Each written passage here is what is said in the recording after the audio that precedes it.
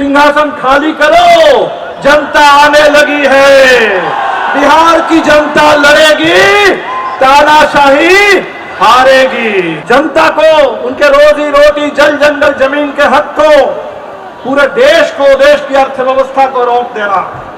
मैं तो कहता हूं कि भारतीय जनता पार्टी को अपना चुनाव चिन्ह बदल करके उस कमल की जगह पर बुलडोजर रख लेना चाहिए।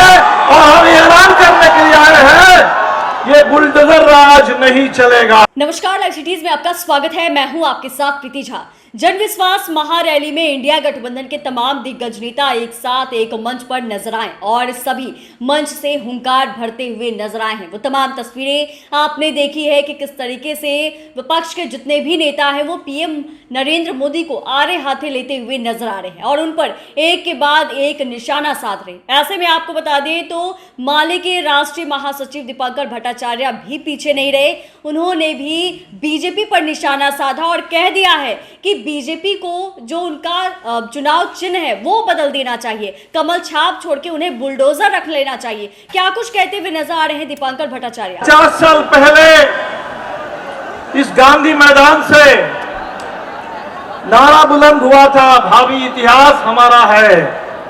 आज फिर एक बार ये कहने के लिए हम यहां पहुंचे हैं, लोकतंत्र संविधान देश बचाने का नारा है, भावी इतिहास हमारा है। ये ऐलान करने के लिए हम यहां पहुंचे हैं। हम यह कहने के लिए आए हैं, पटना और दिल्ली की सरकारों से सिंहासन खाली करो, जनता आने लगी है। बिहार की जनता लड़ेगी, तानाशाही हारेगी। साथियों, देश में पिछले 10 साल से जो पार्टी पूरे हिंदुस्तान को तबाह कर रही है, बर्बाद कर रही है, उसके नाम में तो जनता है, भारतीय जनता पार्टी। लेकिन जनता से कोई लेना देना उसका नहीं है। उसका अगर लेना देना है तो सिर्फ और सिर्फ सत्ता, सत्ता के लालच, सत्ता के अहंकार उसके रग रग में है। उस पार्टी का अगर कोई काम है तो वो काम है बुलडोजर से हिंदुस्तान के लोकतंत्र को, विपक्ष को, जनता को, उनके रोजी रोटी, जल जंगल जमीन के हक को, पूरे देश को, देश की अर्थव्यवस्था को रोक देना। मैं तो कहता हूं कि भारतीय जनता पार्टी को अपना चुनाव चिन्ह बदल करके उस कमल की जगह पर बुलडोजर रख लेना चाहिए। और हम ऐलान करने के लिए आए हैं, ये बुलडोजर राज नहीं चलेगा। बुलडोजर से आजादी के लिए आवाम की आवाज को बुलंद करने के लिए हम यहां आए हैं। किसान दिल्ली की सीमा पर एमएसपी की मांग को लेकर आना चाहते हैं और ये सरकार जो अदानी अंबानी के आगे खुद कालीन बनकर के बिक जाती है।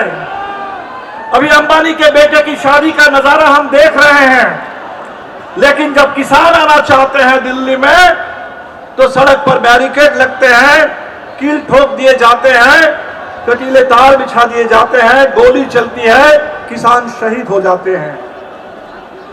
ये सरकार ये कहती है कि हम दुनिया में विश्व गुरु बनेंगे। गाजा के बच्चों को बचाने के लिए इनके मुंह से एक शब्द नहीं निकलता है, लेकिन हिंदुस्तान के पढ़े लिखे नौजवानों को देश के अंदर जिनको नौकरी मिलनी चाहिए, उनकी जान को खतरे में डाल करके उनको इजराइल भेजने की साजिश ये सरकार रच रही है। हरियाणा, उत्तर प्रदेश के बाद हो सकता है बिहार में भी अब नीतीश जी ये काम करना शुरू कर दे। अभी 8 मार्च का दिन आएगा, अंतर्राष्ट्रीय महिला दिवस है।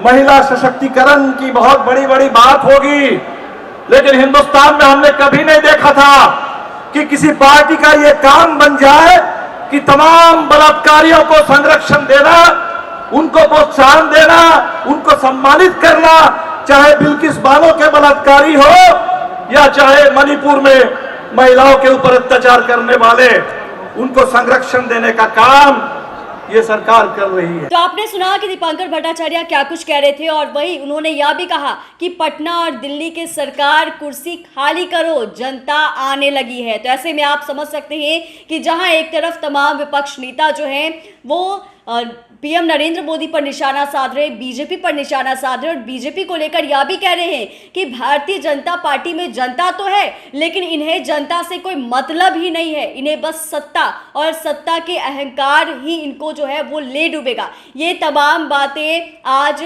जन विश्वास महारैली से जो दीपांकर भट्टाचार्य है वो कहते हुए नजर आए हैं। चैनल को सब्सक्राइब करें, फेसबुक पेज को लाइक करें। धन्यवाद।